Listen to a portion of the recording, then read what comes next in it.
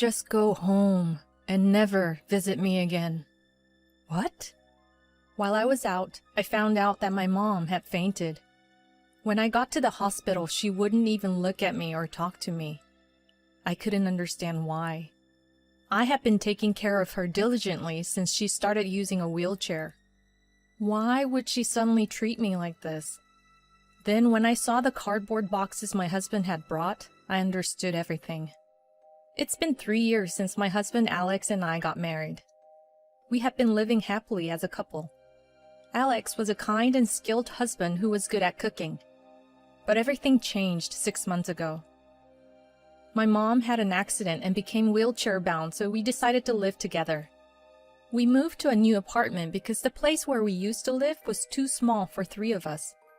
Unlike our previous one, the new place was almost brand new and it was much more comfortable. Above all, there were fewer steps, so my mom seemed to enjoy the house the most. She was thrilled to have enjoyable meals again after feeling lonely living alone in her old house for a long time. My parents are divorced, and my father has not been around since I was little, so I'm really grateful to my mom who raised me as a single mother. I thought living together was a way to show my gratitude for her, and seeing her happy made me feel relieved. My mom was taken to the hospital by ambulance due to heat stroke on a day when the weather forecast repeatedly warned against unnecessary outdoor activities due to the heat. When I arrived at the hospital, the doctor told me that my mom had fainted in a room without air conditioning. We had checked the weather forecast together in the morning, so why did this happen? I wondered if my mom couldn't reach the remote control. Come to think of it, I didn't remember where I had put it after using it to adjust the air conditioning for my mom before she went to bed. Maybe it was my fault that she almost died. Thankfully, my mom regained consciousness, but when I asked her if she couldn't find the remote control, she shook her head slowly. I felt relieved, but then I wondered why she didn't turn on the air conditioning. Then why, Mom? My mom turned her gaze towards the window. Why won't you talk to me about anything, Mom? Just go home. What? She didn't speak to me or even look at me after that. My mom had always been adamant about looking people in the eye when talking to them, and she had drilled this into me since I was a child. Even when I was going through the rebellious phase of adolescence and would sometimes utter hurtful words, my mom would still look me in the eye as she spoke to me. This was the first time she had given me such a cold attitude, and I couldn't even say I'm going home before running away from the hospital. It's so hot, I thought, as I walked back from the hospital, sweat trickling down my neck one after another. I wondered why my mom hadn't turned on the air conditioning when it was so hot outside. Fortunately, this time my mom was able to call an ambulance on her own before fainting.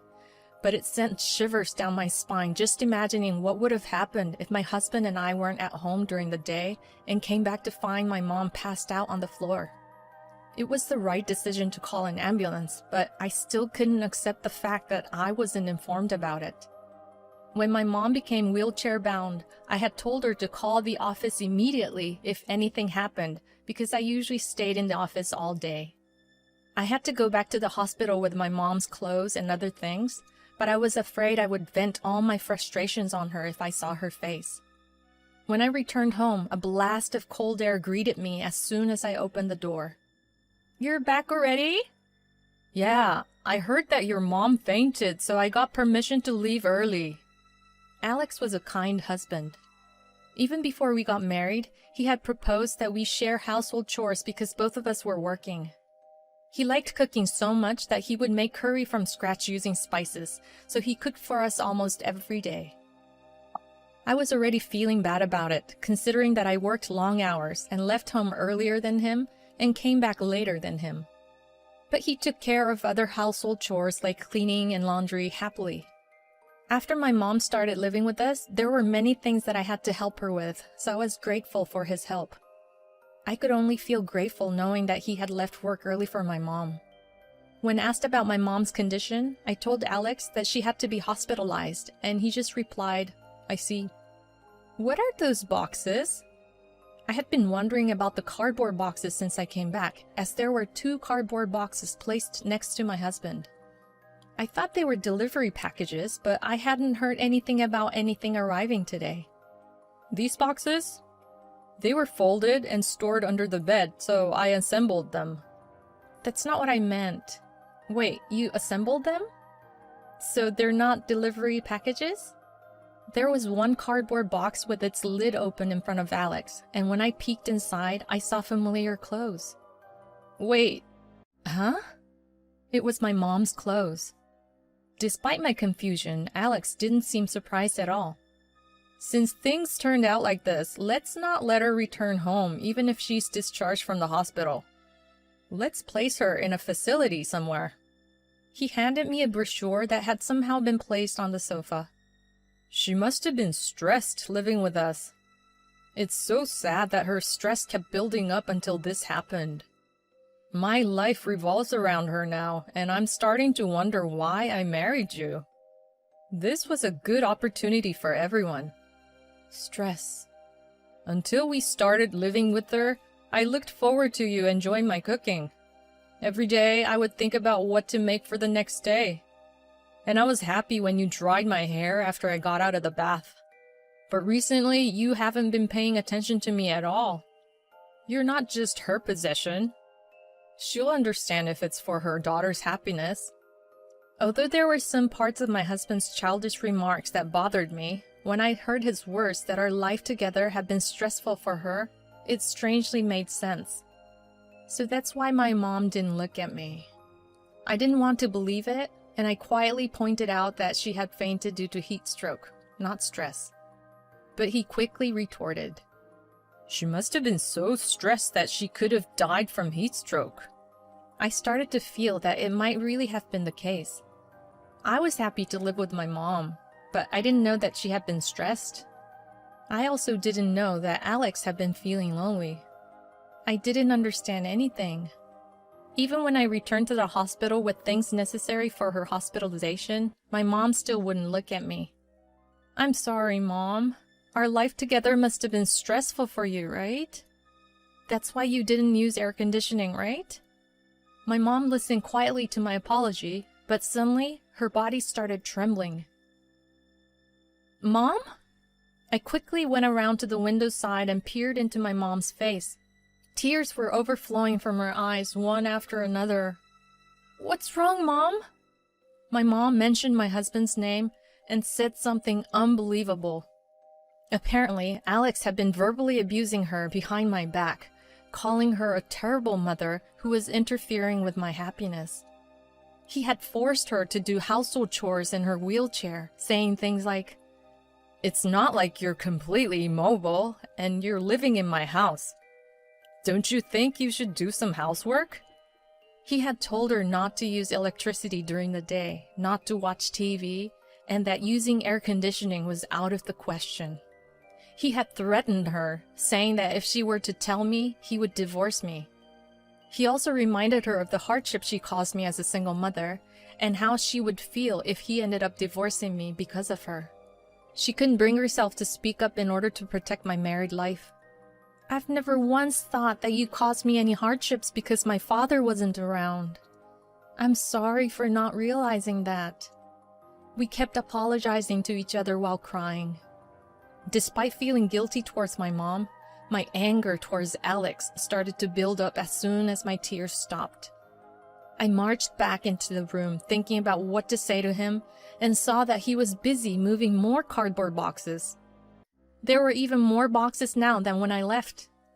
Were there really this many belongings from my mom? "What the hell is all this?" I said angrily, pounding on one of the boxes to show my frustration. But Alex seemed unperturbed and was in a good mood. "I brought them from my parents' house," he casually replied as he peeled off the tape from the nearest box, revealing a strange ornament that I remembered seeing at my in-laws' house. "Why would you need to bring something like this from your parents' house?" "Because my parents are going to live here from today." "What?" "Since I let your mom live with us, it's only fair that my parents live here too. I'll still do the cooking like before, and my mom will help with housework. I can be nice to my parents, and you'll have less burden, and your mom won't be stressed." Everyone will be happy. There's no better plan than this. I couldn't contain my anger towards him, who is now using his own actions to justify what he had done. I talked to you about living with my mom beforehand, didn't I? Why didn't you talk to me even once about this? There's no way you could have prepared all these things in just one day. It's strange, isn't it? Did you do this because you have something to hide? This is my house. I don't need your permission. Alex, feeling inconvenient, said just that and then pretended not to hear anything else. In the meantime, my in-laws showed up to help unpack. I heard your mother is going to a facility after being discharged. That must be tough. My mother-in-law held my hand gently, as if truly worried. Since Alex stayed quiet, I had been determined to confront my in-laws, but I lost my momentum. It might not be the best timing to say this, but Alex had told us about living together before your mother moved in. He said he wanted to take care of us and live together once his married life settled down. We were looking forward to it, thinking of you as our own daughter. She seemed oblivious to the tense atmosphere between Alex and me, and my father-in-law had already started unpacking, so I decided to let her off the hook for now and play along with her conversation. I'm also looking forward to living with you two. I'm glad you came so quickly, but wasn't it difficult to get everything ready in just one day? One day? I received a call from Alex about 3 months ago. He said your mother was going to move into a facility as soon as you were emotionally ready, so he told us to prepare little by little. Uh-huh. He had been preparing for over 3 months and trying to harass and force my mom out, while he was trying to be a perfect son to his parents. I was surprised when he told us to come today, but he said he didn't want you to feel lonely. You know, he's such a family-oriented kid. Alex instructed his parents to come today so that my mom would have nowhere to come back to. Oblivious to everything, his mother looked happy, proud of her son. Your husband's parents are so happy. As his wife, you should be happy too. My father-in-law said to me while Alex sat there with a smirk. Where did you put my mom's stuff? I asked Alex, and he pointed at my smartphone with annoyance on his face. When I opened the message, there was a link to a rental storage company. I'll be right back, I said and left the house, ignoring my mother-in-law's worried look about where I was going at this hour. When I opened the door of the rental storage, I was speechless. My mom's belongings were haphazardly crammed into a nearby rental storage.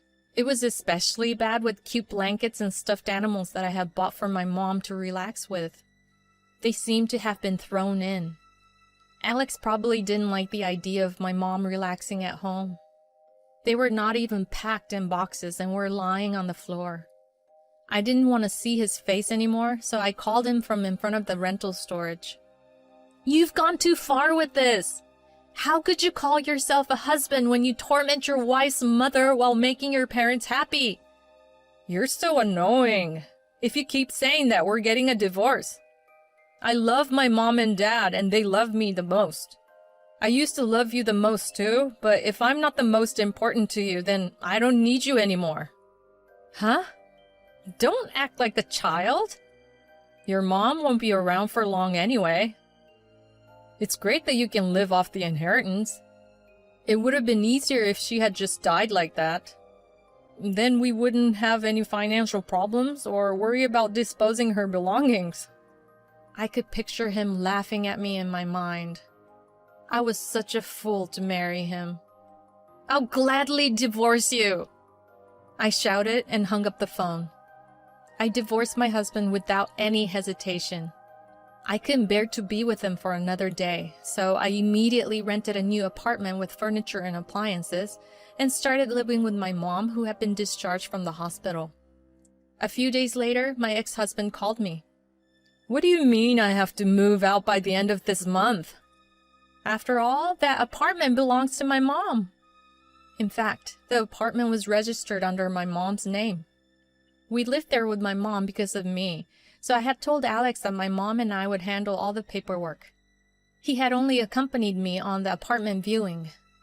Even before moving to that apartment, I had a higher income, so I was responsible for paying the rent and utilities.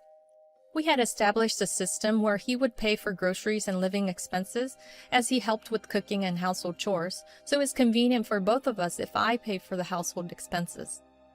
It seems he had thought that I had bought the apartment. What? It wasn't under your name? I thought this house was our joint property since I thought it was under your name. Because you only take care of your mom now, I've suffered emotional distress, and I was planning to get this house as compensation with alimony. This is fraud. He continued to speak afterwards, confessing without being asked. I thought I could be nice to both my parents by kicking out your mom. Then I could live comfortably without unnecessary stress. Even though I have been doing my best for you, you rejected living with my parents.